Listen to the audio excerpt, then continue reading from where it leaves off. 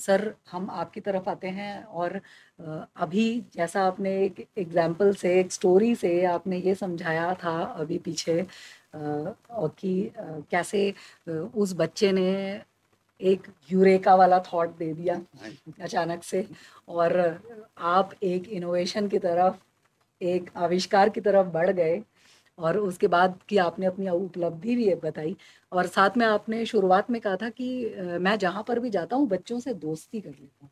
तो सर मैं ये जानना चाहूँगी कि ऐसा कोई ब्रेनस्टॉर्मिंग वाला भी कोई और एपिसोड है जो आप हमारे दर्शकों के साथ साझा अच्छा, करना चाहेंगे?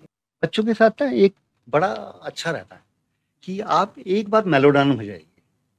आप अपने आप को मेलो डाउन कर लीजिए। मैं जभी भी मेरी जितनी भी इनोवेशंस हैं उनकी सबकी अपनी कहानियाँ हैं और ये सारी सच्ची कहानी है। स्पेक्स ने कभी ऐसा नहीं सोचा कि ये बना के लेके और मैं एज़ ए फैंटम जाऊँगा और सबको दूँगा और सब ताली बजाएँगे और मैं खुश हो जाऊँगा। मैं खुश ही नहीं होता उससे।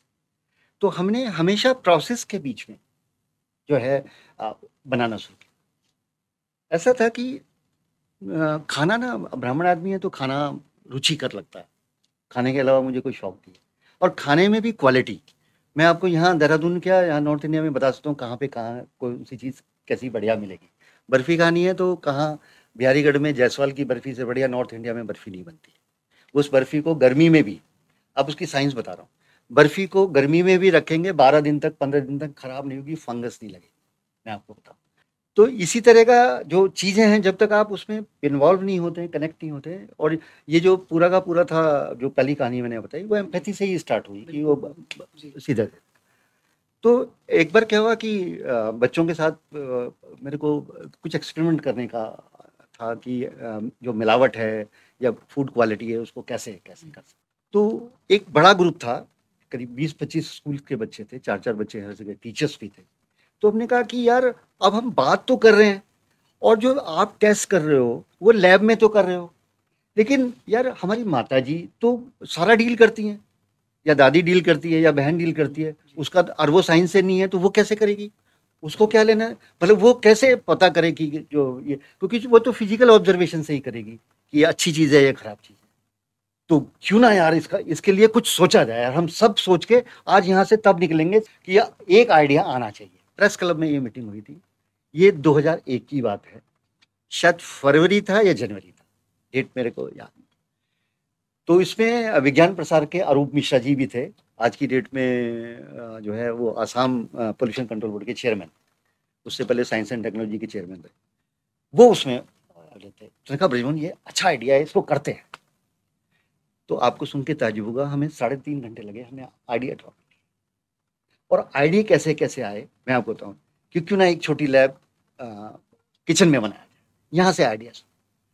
और अल्टीमेटली वो आइडिया ऐसा उसी दिन फाइनल हुआ कि एक छोटा सा लैब हो जिसमें एक घर पूरे साल की टेस्टिंग कर सके और टेस्टिंग को हैबिट में इनकलकेट करे, क्योंकि माँ से ज़्यादा चिंता तो बच्चे की कोई करता नहीं कि यार मैं अपने बच्चों को सबसे अच्छा खाना दूँ, है ना। और आप देखो जबरदस्ती उसे कहेगी क्योंकि माँ है ऐसी है, उस मैथमेटिशियन माँ होगी लेकिन उसकी गिनती हमेशा गलत होती है, वो बच्चे को एक रोटी मांगता है वो दो दे देती है।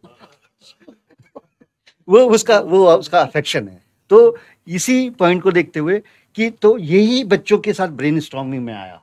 मैं आपको बताऊं कि एक ऐसा छोटा लैब बनाया जाए जो बॉक्स के रूप में हो, जो बच्चों के हाथ में ना जाए, छोटे बच्चों के हाथ में ना जाए कि यार वो केमिकल होगा तो नुकसान देगा, ये भी उसी उसी में आया। तो उसमें उस बच्चों ने एक छोटी किट की बात की कि उसमें आए और जितनी भी चीजें हमें टेस्ट करनी है वो उसमें हो जाए। 100 रुपए की किट बनी और 100 रुपए में 1 साल अगर कहें तो कुछ भी नहीं था। और दूध उसमें जो है हर तीसरे दिन टेस्ट करना था, यहां से लेकर स्टार्ट हुआ। वो बन गई सर। 8 रुपए का लैक्टोमीटर आता है सर, हमारे घरों में नहीं होता, तो वो बन गई। अब जब ये बन गई तो आपको सुन के ताजुब होगा, वहां का जो जगदीश पियोन था उसने एक सवाल पूछ लिया था। उसने कहा कि मुझे ये बताओ कि जो बोतल आती है केमिकल की वो तो बड़ी होती है, तो ये इतनी छोटी किट बनाने के लिए फिर किसी दुकान की जरूरत पड़ेगी, वो बना के देगा, वो फिर पैसा ज्यादा लेगा, तो क्या किया जाए। अब यहाँ पे असली प्रॉब्लम यहाँ से शुरू। फिर बच्चों से बात की, तो एक बच्चे ने कहा कि सर जैसे हम इसमें एसिड यूज कर रहे हैं, तो क्या हम नींबू यूज नहीं कर सकते? वीक एसिड है, हमको रिसर्च तो कर नहीं रहे, हम तो सिर्फ सिंपली ये बता रहे हैं कि ये एसिड सॉल्युबल है या नहीं है, सिर्फ इतना बता रहे हैं, तो वीक एसिड यूज कर लेते हैं, उससे किसी को नुकसान भी नहीं होगा, बच्चे का भी नहीं है ये, और ये 100 रुपए का नाटक भी खत्म हो जाएगा। यहां से एक नई इनोवेशन की शुरुआत हुई। हमने रसोई कसौटी करके एक छोटा पैकेज बनाया। 3 तरह के सॉल्वेंट हैं आपकी दुनिया में, water soluble, acid soluble, organic soluble. Maximum impurity इससे ही पकड़ी जाती है। तो वाटर तो है ही आपके पास, एसिड सॉल्युबल नींबू हो गया, और भगवान की दुआ से मैं आपको बताऊं, थर्मामीटर घर में हो ना हो, लेकिन नेल पॉलिश रिमूवर जरूर होगा। तो इन चीजों से अप्रोक्सीमेटली मोर देन 35 चीजें आप घर के खाने की टेस्ट कर सकते हैं। लैक्टोमीटर हमने टेस्ट ट्यूब से बनाना सिखा दिया, उसमें भी कोई प्रॉब्लम नहीं। तो ब्रेनस्टॉर्मिंग से, 3.5 घंटे की ब्रेनस्टॉर्मिंग से एक आइडिया का कंक्लूजन निकलना थ्रू चिल्ड्रंस, और वो आपस में ऐसे बहस कर रहे थे, अच्छा तूने ऐसे कहा, अब वो कहां से आएगा, वो तो पौड़ी में होता ही नहीं है, वो पौड़ी का बच्चा। हमने कोशिश ये की थी कि एक और बात है, अगर जो ब्रेनस्टॉर्मिंग करें, एक डेमोग्राफी के बच्चे ना लें, डिफरेंट डेमोग्राफी के बच्चे अगर लेंगे तो उनके आइडिया जो है ना बहुत वर्सेटाइल होंगे, बहुत ही बढ़िया होंगे, क्योंकि वो कनेक्टेड होंगे उसकी लोकल उससे, है ना। तो ये बहुत आवश्यक है। उसने कहा टेस्ट ट्यूब कहां से लाएगा, और वहां तो टेस्ट ट्यूब होता नहीं, तो कांच का गिलास ले लिया उसकी जगह, सीधा सीधा। तो अगर हम डिफरेंट डेमोग्राफी के बच्चों के साथ ब्रेनस्टॉर्मिंग करते हैं किसी एक प्रॉब्लम पे, तो सॉल्यूशन बहुत ही बेहतर और फॉर ऑल आएगा। मतलब सर हम इसमें ये भी कह सकते हैं कि ब्रेनस्टॉर्मिंग जब हम करते हैं तो हमें कुछ रूल्स भी फॉलो करने चाहिए। तो सर हमें कुछ नियम भी फॉलो करने चाहिए। तो उसमें जैसे एक तो आपने बात कही कि थोड़ा वेरिएशन होना चाहिए हमारे जिनके बीच में हम ब्रेनस्टॉर्मिंग कर रहे हैं, जिससे कि अलग अलग आइडिया नहीं, जिनके लिए हम आइडिया डेवलप करना चाहते हैं, वो तो हमारी क्लाइंटेज अलग है। तो विजयपान सर, क्या हम कुछ रूल्स फॉलो कर सकते हैं क्या ब्रेनस्टॉर्मिंग करने के लिए? हाँ, कुछ बातों का ध्यान हमें जो रखना चाहिए। बिल्कुल रखना चाहिए कि जैसे मैंने पहले भी कहा कि हमें क्वालिटी पे फोकस नहीं करना है, क्वांटिटी पे फोकस करना है कि तो रैंडम आइडियाज हैं, हाँ, जितने भी आए उतने जितने आए उतने आने देना है। फिर उसके बाद हमें जज नहीं करना है इमीडिएट किसी आइडिया को कि भाई तुम्हारा आइडिया सही है, तुम्हारा आइडिया गलत है। अक्सर जो आइडिया जो क्लिक करते हैं वो बैक बेंचर्स जिनको हम क्लास में कहते हैं ना, उनके जिनको हम साधारण भाषा में कहते हैं ना कि क्या वाहियात बात कह रहे हो, तो जो वाहियात वो शब्द है ना, वो इनोवेशन का मैं कह दूं कि वो रूह होती है, आत्मा होती है। वरना लकीर पे तो चलते चलते तो हम जो पैटर्न है उसी पे चल रहे हैं। जब हम डिफरेंट सोचते हैं बिल्कुल, तो जो वो जिनको मैं कह रहा हूँ कि जो वाइल्ड आइडिया है उनको हमें इनकरेज करना पड़ेगा कि हाँ बिल्कुल ऐसा हो सकता है कि वो एप्लीकेबल ना हो, नहीं होने दो, कोई बात नहीं, लेकिन जितने आएंगे उसमें से ही कुछ न कुछ हमें जरूर निकलेगा। और सर यदि कुछ आप भी बताना चाहें।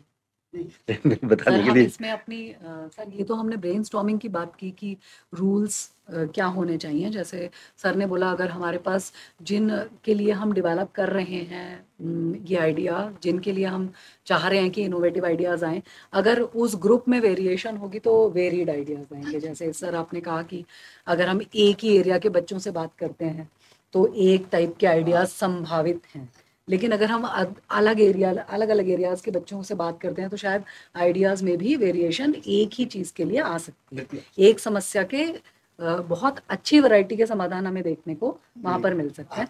और सर बिजलवान सर ने अभी बात की कि हमें आइडियाज को क्वालिटेटिव वे में नहीं देखना है, क्वांटिटी पे पहले फोकस करना है कि कितने भी आइडियाज आते जाएं और फिर उसके बाद उन्हें देखा जाएगा, टेस्टिंग की जाएगी, वो नेक्स्ट स्टेप होगा कि कौन सा मटेरियलाइज हो पाएगा या नहीं हो पाएगा।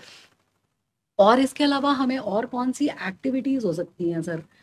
इसके अलावा हम और क्या एक्टिविटीज कर सकते हैं आइडिएशन के लिए? जैसे ये तो हमने दो बातें कर ली। क्वांटिटी, आई डू एग्री कि जितने ज्यादा आइडिया आ जाए वो बेहतर है। एक समय पे तो ये आइडिया भी बड़ा जैसे सोचा गया होगा ना कि यार जो है चीज़ अगर ऊपर फेंकेंगे तो नीचे नहीं आएगी। एरोप्लेन उसका उदाहरण है। वो एक फोर्स से गया और नहीं उदाहरण नहीं हुआ। लेकिन पहले तो नहीं सोचा गया कि उन्होंने कहा ना नीचे जो डालेगा उस दिन में उस समय उसे बोल देते गुरुत्वाकर्षण के नियम बनाने वाले से तो वो गला दबा देता। उन्होंने कहा भाई मेरे खिलाफ जा रहा है तू। तो एक तो आइडिया और क्वांटिटी आएगी, क्वालिटी तो कुछ होती नहीं है। क्वालिटी हमारा एक तरह का एब्स्ट्रैक्ट काइंड ऑफ थिंग है कि हम सोच रहे हैं क्वालिटी आइडिया आइडिया है, आइडिया है। और वो आइडिया हो सकता है किसी नई और वो उस प्रॉब्लम को सॉल्व ना करे लेकिन रिलेटिव किसी और प्रॉब्लम को सॉल्व कर लेकिन सकता है। अभी हम शुरुआत में उसे जजमेंटल नहीं हो नहीं सकते नहीं, जैसा हमें आपने बोला। कभी भी जी, किसी भी आइडिया के लिए जजमेंट रिस्पॉन्ड करना चाहिए। जी, हमें किसी भी सवाल के लिए रिस्पॉन्ड करना चाहिए। रिएक्शन और जजमेंटल तो मतलब ही आप हो ही नहीं सकते, आप इतना जानते ही नहीं है, सीधी सी बात। इसकी एक छोटी सी एग्जांपल बताता हूँ मैं आपको। हम टेरेरियम्स बनाते हैं, बच्चों को सिखाते भी, और टेरेरियम मुझे बहुत फैसिनेट भी करता है और मुझे लगता है कि फ्यूचर का एक बिजनेस भी है। मैं एक किताब भी कंप्लीट कर रहा हूँ उसके ऊपर कि कैसे टेरेरियम बना के आप करोड़पति बन सकते हैं टाइप से। तो टेरेरियम की समस्या क्या है कि टेरेरियम को कुछ नहीं चाहिए, सिर्फ एक ही चीज चाहिए, रिफ्लेक्टेड लाइट। बाहर रखेंगे उसमें एल्गी फॉर्मेशन हो जाएगा, अंदर रखेंगे तो उसको कम लाइट होगी तो उसके प्लांट्स मर जाएंगे। और तो हमने सोचा यार कोई ऐसा सूरज बनाते हैं जो सिर्फ टेरेरियम पे ही लाइट डाले। तो आदत वही खराब है कि बच्चों के बीच में ही जाना है कि आइडिया बच्चों से बढ़िया आता है। और एक जो है उनसे कहा कि यार ये समस्या है, अब इस समस्या का सोल्यूशन क्या निकलना चाहिए। अब सूरज, या तो सूरज के पीछे पीछे भागें हेलीकॉप्टर लेके, ऐसा कुछ ऐसे भी मतलब बात स्टार्ट की, सूरज के पीछे पीछे भागें, या बल्ब के नीचे हाथ से लेके खड़े हो जाएं, ऊपर करना हो ऊपर कर ले, नीचे करना हो, क्योंकि कभी लाइट कम चाहिए कभी ज़्यादा चाहिए तो कैसे होगा कैसे। तो ये सब कहानियाँ उनके बीच में हुई। आपको सुन के ताज्जुब होगा, 1 घंटा 42 मिनट में सोल्यूशन आ गया। और सोल्यूशन आया कैसे कि एक एक लैम्प बनाते हैं, टेबल लैम्प बनाते हैं। टेबल लैम्प बनाते हैं तो उन्होंने ये सवाल पूछते थे कि कितनी उसको वो चाहिए, जो लक्स की रोशनी चाहिए। मैंने कहा 20 लक्स भी बहुत हो जाएगा। ठीक है 20 लक्स, तो सर एलईडी में कितनी एलईडी लगाएं कि 20 लक्स की रोशनी आएगी। उसके लिए ड्राइवर को कितना वो करना पड़ेगा, उसमें उसमें डायोड कितना लगाना पड़ेगा। तो यहाँ से शुरू हुई, एक जगह अटक गए। अब क्या और किस चीज़ से बनाएंगे कि भाई लो कॉस्ट कौन सी है, तो बैम्बू से बना लेते, बांस से बना लिया, काट पीट के वो खड़ा भी कर लिया। उसी समय वहाँ खड़ा सब हथियार थे तो वो खड़ा भी कर लिया। अब वो खड़ा कर लिया तो उसकी गर्दन अकड़ गई ना, तो वो मतलब वो तो ऐसे हो गए। तो उसमें जो है कैसे करें, तब किसी एक बच्चे ने कहा कि सर इसमें गर्दन लगा दो, सर इसमें गर्दन लगा दो। बस उसमें गर्दन लगा दी, हमारा सोल्यूशन आ गया। सोल्यूशन। बहुत ही बढ़िया। और जब हम इसकी एक नेक्स्ट एक्टिविटी के रूप में देखते हैं तो हम यहाँ पर पाते हैं कि स्टोरी टेलिंग भी एक बहुत अच्छी एक्टिविटी है जो हमारे आइडिया को और मूर्त रूप देने में बहुत सहायक होती है। तो ये स्टोरी टेलिंग किस तरीके से की जाए सर, और इसको अगर हम प्रैक्टिकली देखेंगे तो ये किस तरीके से दिखेगा बच्चों के बीच में? स्टोरी टेलिंग का बहुत सारे हमारे पास तरीके हैं। एक तरीका ये है कि जो मेंटर है वो स्टोरी सुना रहा है, एक तरीका ये है कि बच्चे को उठा दिया वो स्टोरी सुना रहा है। लेकिन जो एक्टिविटी का जो सही तरीका है, हम प्रत्येक बच्चे से कहें कि एक से स्टार्ट कीजिए, आप कुछ भी सेंटेंस बोलिए, आप उस सेंटेंस को जोड़ते हुए दूसरा बच्चा, फिर उसके आगे तीसरा बच्चा, और फिर ऐसे ऐसे करके कहानी बनाते जाए। मान लो कि जैसे कोई किसी ने कहा कि एक लड़की साइकिल पे बाजार जा रही, दूसरे ने उठा, उसने कहा कि वो बाजार से दूध लेने जा रही थी, तीसरा उठा, उसने कहा कि रास्ते में उसकी साइकिल पंचर हो गई, चौथे ने कहा कि साइकिल उसने वहीं छोड़ी और वो आगे निकल गई, पांचवें ने कहा कि वो वहां गई लेकिन जब उसने देखा कि जहाँ पे साइकिल पंचर हुई थी शायद पैसे वहीं पे छूट गए। अब ऐसे कर करके पूरी एक कहानी, बच्चे के मन में क्या विचार आ रहे हैं, आप एक तो कल्पना, मतलब इसका कोई हम नहीं कह सकते कि डेफिनेट फ्यूचर नहीं इस कहानी का, और जब डेफिनेट फ्यूचर नहीं है तो वो उत्सुकता को बनाए रखता है, बच्चों का पार्टिसिपेशन होता है, बच्चों के दिमाग में ये आता है कि अगला बच्चा ये सोचता है कि पहले बच्चे ने क्या बोलना है तो मुझे इमीडिएट उसके हिसाब से रिस्पॉन्स देना है, तो वो अपने दिमाग पे जोर दे रहा होता है। तो उसके जो फ्रैक्शन ऑफ सेकंड में ही कह लीजिए उसके अंदर कई तरह के विचार कौन रहे होते हैं, और वही हमारा मुख्य मकसद है कि उसका जो मस्तिष्क है विचारों से परिपूर्ण हो। बिल्कुल सर, ये तो बहुत लाइफ इसका अनुभव मुझे भी स्कूल में हम स्कूल विजिट्स में जाया करते थे, तो उसके दौरान है कि बहुत छोटे बच्चे भी अगर आप उनके बीच में एक विचार डालें तो उनके अंदर इतनी सारी चीज़ें होती हैं कि सर वो बिल्कुल बाहर निकलने को तैयार रहती हैं। अगर उनको एक पिक्चर पोस्ट कार्ड भी दिखाया, एक फ्लैश कार्ड भी उनके सामने उनको दिखाया, तो वो इतनी जल्दी स्टोरी बना देते हैं और इतनी डिफरेंट स्टोरीज वो बना के देते हैं कि आपको फिर मेन स्टोरी याद ही नहीं रहती कि इससे बेहतर तो ये थी। तो ऐसा वाला ये एक्सपीरियंस तो मुझे भी हुआ है। और सर इसमें कुछ ऐड ऑन करना चाहें कि स्टोरी टेलिंग किस तरीके से एक अच्छा तरीका है विचारों को और बाहर निकालने का। मैं आपको कहानियां बहुत सुनाता है इतनी स्टोरी टेलिंग का अभी मैं आपको रिसेंटली 4-5 महीने पुरानी 3-4 महीने पुरानी कहानी सुनाता हूँ। मेरी वाइफ मोना जो नारी शिल्प में प्रिंसिपल हो गई है, तो उस दिन मैंने उसको कहा कि टेक्नोलॉजी हैकाथन जो है उत्तरांचल यूनिवर्सिटी करा रहा है, आपको उसमें पार्टिसिपेट करना। मैं हमेशा सबको बोलता हूँ, मैंने बहुत टीचर्स को भी भेजा हुआ। तो उसने कहा यार मैं तो इंग्लिश की हूँ। मैंने कहा यार सबसे इम्पोर्टेंट तो कम्युनिकेशन ही है, भाषा ही सबसे इम्पोर्टेंट है। आप बात को कह पा रहे हैं ना तो श्रवण कर लेगा। तो उसने मुझसे पूछा कोई आइडिया है? मैंने कहा बस एक शब्द बताऊंगा, उससे आगे मुझसे पूछने बाद ना मैं बताऊंगा, अब उसके बाद तुम बताना तुमने क्या किया। तो ठीक है, मैंने कहा बता। मैंने कहा रिसाइकलिंग। अब मैंने कहानी का title, she is a very good communicator. उन्होंने जो है अपने यहाँ स्टार्ट बच्चों के साथ 11th 9th 11th और 10th और 12th के साथ स्टार्ट किया कि क्या क्या हो सकता है। वो कहानी मुझे बाद में पता चली। तो मैंने पूछा कि भाई ये पूरी हुआ कैसे, और अल्टीमेटली ये हुआ कि वो उत्तरांचल यूनिवर्सिटी में अपने प्रोडक्ट के साथ गए। उस कहानी के थ्रू एक प्रोडक्ट बना, प्रोडक्ट के साथ गए। उन्होंने जो है हैकाथन में 104 स्कूल थे, उन्हें सेकंड प्राइज मिला। उस कहानी में उसने बताया कि मैंने कुछ नहीं किया, मैंने पहले बच्चे के हाथ में प्लास्टिक की बोतल दी कि अब ये इस्तेमाल हो गई है, अब तुम ये बताओ इसका क्या क्या हो सकता है। एक एक आइडिया एक एक बच्चा, अब वहां से जो आइडिया जनरेट हो। तो इसी तरह से उसने फ्यूज बल्ब दे दिया, मैं आपको बताऊं। ऐसी ही 3-4 चीजें दी, उसे 3-4 नई स्टोरी बनी। और जब एंड ऑफ द आइडिया हुआ, उन्होंने ये पूरा प्रोसेस वहां जूरी के सामने रखा कि हमने ऐसे किया। और जूरी इसमें इंटरेस्टेड ज्यादा थी, मेरी बात भी हुई उत्तरांचल यूनिवर्सिटी से कि वो जो टोटल प्रोसेस था उस इनोवेशन का करने का, दैट वाज वेरी इंटरेस्टिंग। और बहुत इन्वॉल्व हुए बच्चे, और एक नई कहानी बनी। और उस नई कहानी बनने में ये हुआ कि उनको 12,500 रुपए का एक अवार्ड मिल गया, जो कि बच्चों को, उसमें से बच्चों को उन्होंने पैसे बांटे और वो सब चीजें फिर उन बच्चों से मैंने बाद में की।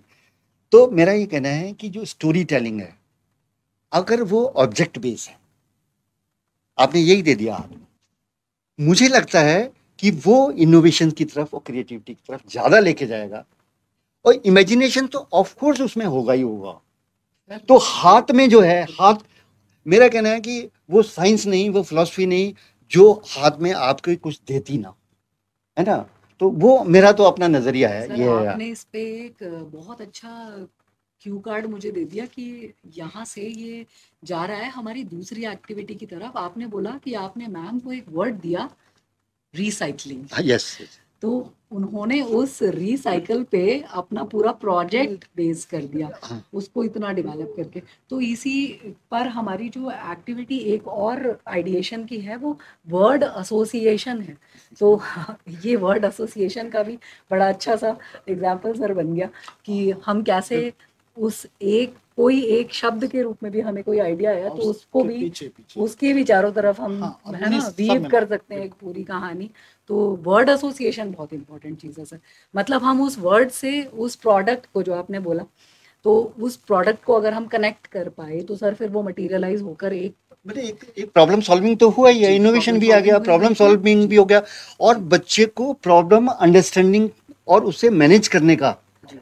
एक एक जो है ना पूरा प्रोसेस का वो हिस्सा बन गया। और इसी पे अगर हम आगे कंटिन्यू करें सर, तो गैलरी वॉक भी एक बड़ी अच्छी एक्टिविटी है सर, इस पे आप कुछ प्रकाश सर डालना चाहेंगे?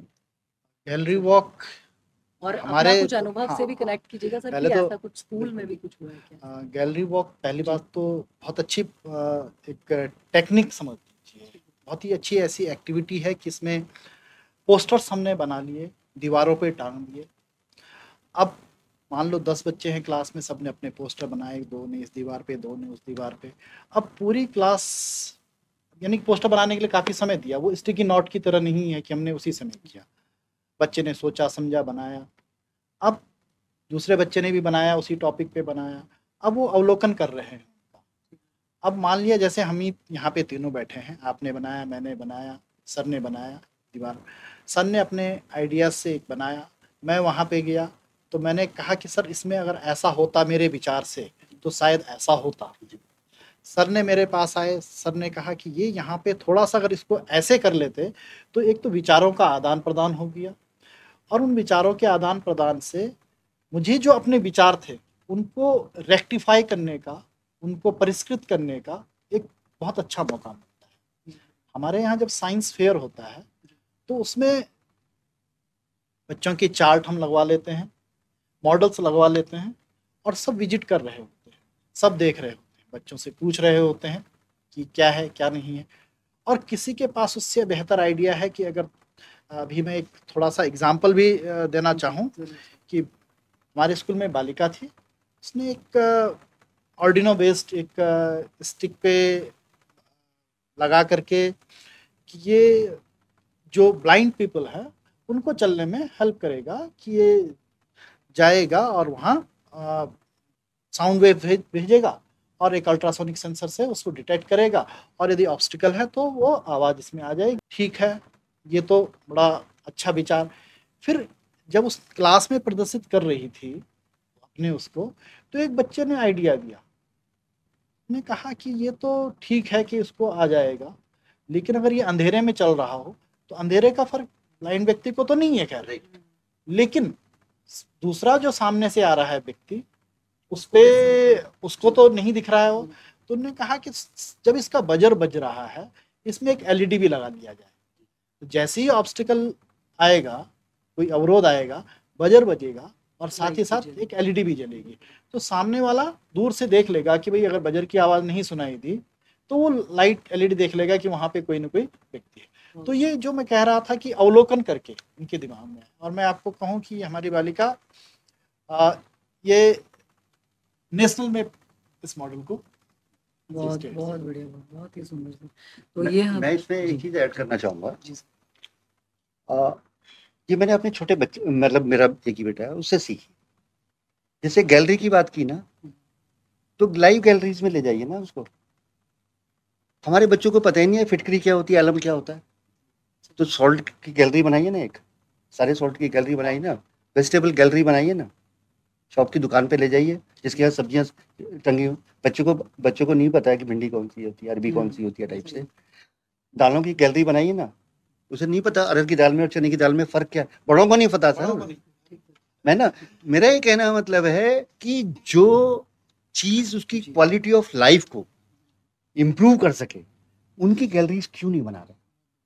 तो आप कहना चाहते हैं कि बताओ मत दिखाओ। नहीं, अब माइक है, जैसे बनाइए ना माइक की गैलरी, सीधे सीधे ट्रांजिस्टर की गैलरी बनाइए ना, सेमी कंडक्टर्स की गैलरी बनाइए ना, लाइव एक्सपीरियंस होगा, वो समझेगा। सर एमएससी के बच्चे को फ्यूज लगाना नहीं आता घर में, आप तो फिजिक्स के हैं, है ना।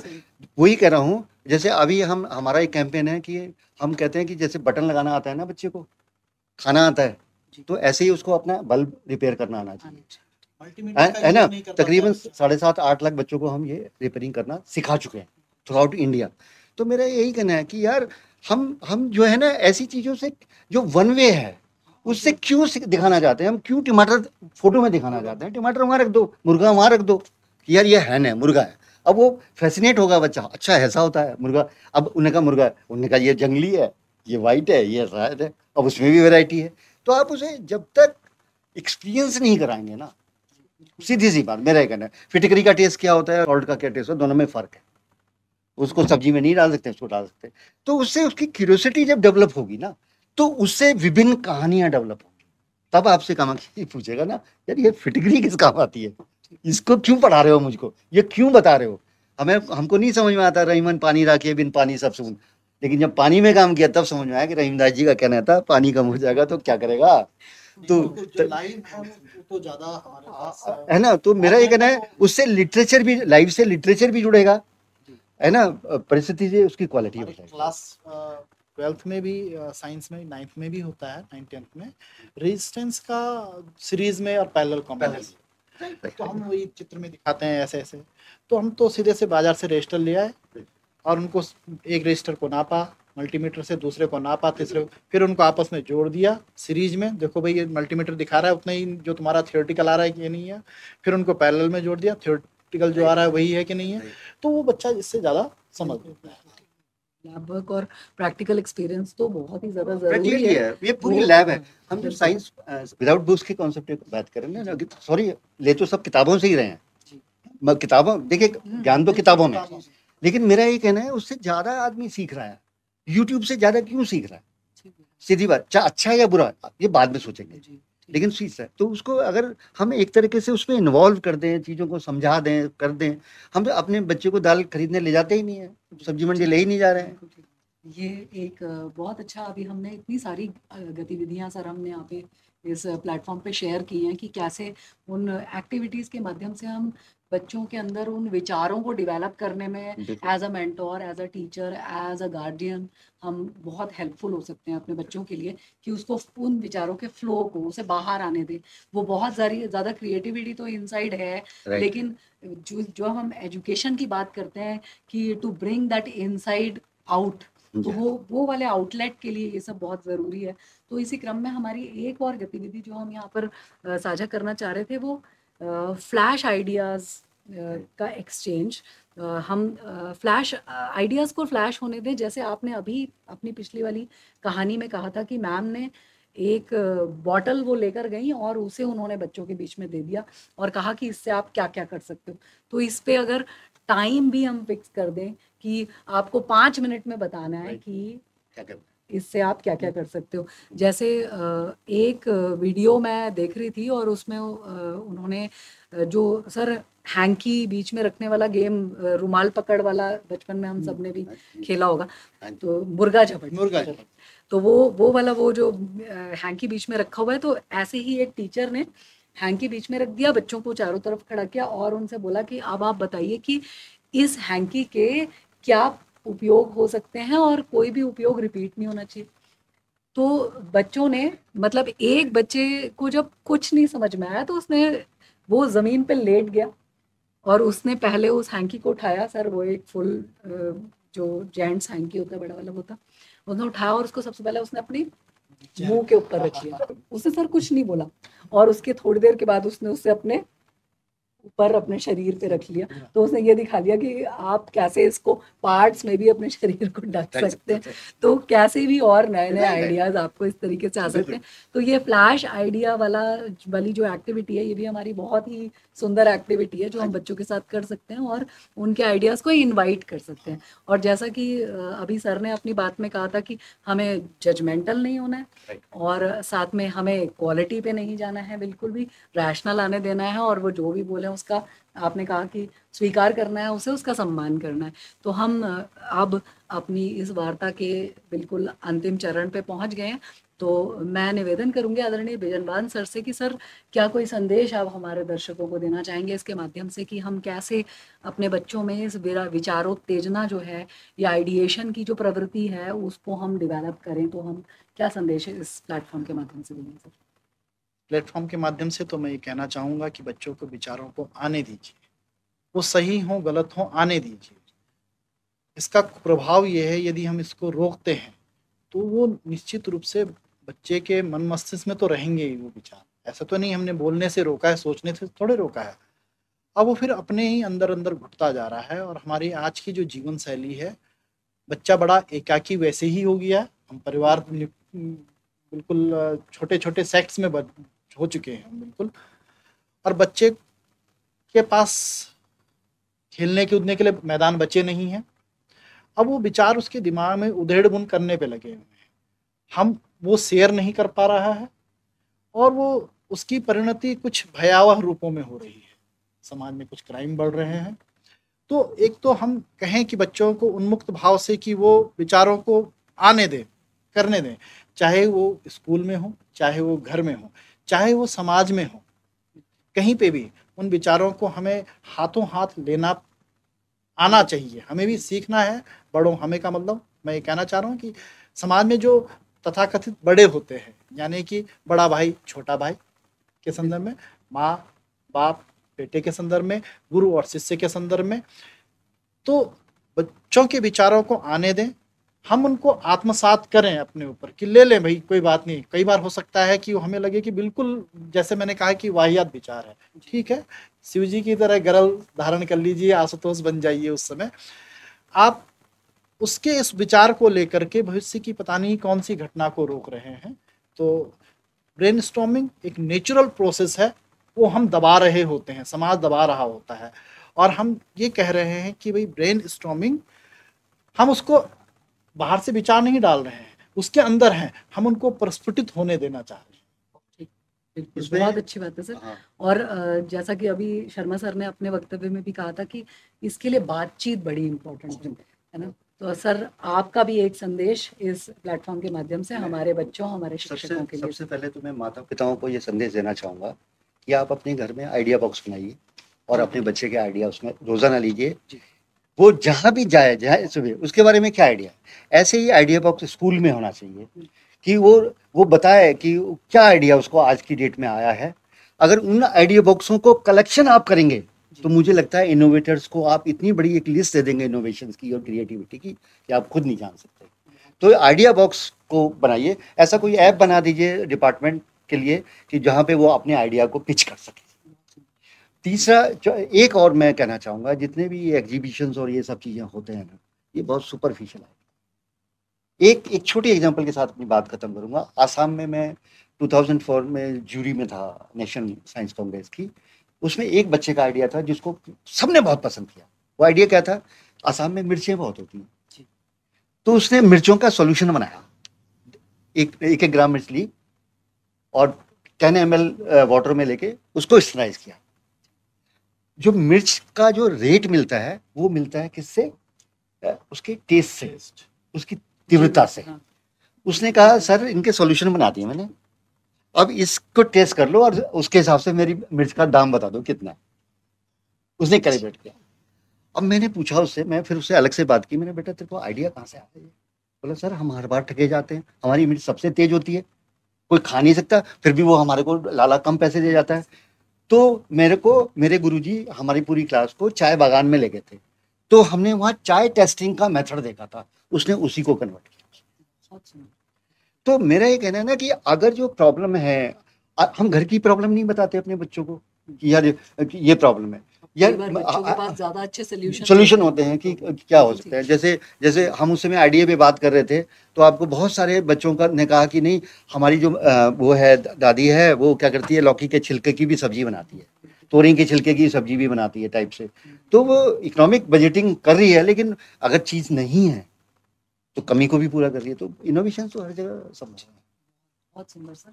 और मुझे पूरा विश्वास है कि हमारे समस्त दर्शक, चाहे वे छात्र हैं, हमारे अध्यापकगण या हमारे अभिभावक, हमारी आज की इस वार्ता से बहुत बहुत लाभान्वित हुए होंगे। विशेषज्ञों के रूप में आदरणीय विजलवाण सर हमारे साथ हैं, यहाँ थे, और आदरणीय शर्मा सर ने अपने बहुत ही बहुमूल्य जीवन के अपने अनुभवों से उनको शेयर करके हमें यहाँ पर लाइव बताया है कि किस तरीके से एक्सपीरियंशियल लर्निंग कितनी इम्पोर्टेंट होती है और कैसे एक छोटे से विचार से हमारी दशा और दिशा बदल जाती है। और इन्हीं शब्दों के साथ आप सबसे विदा लेते हैं। आपके सामने पुनः उपस्थित होंगे एक नए एपिसोड के साथ। तब तक के लिए नमस्कार।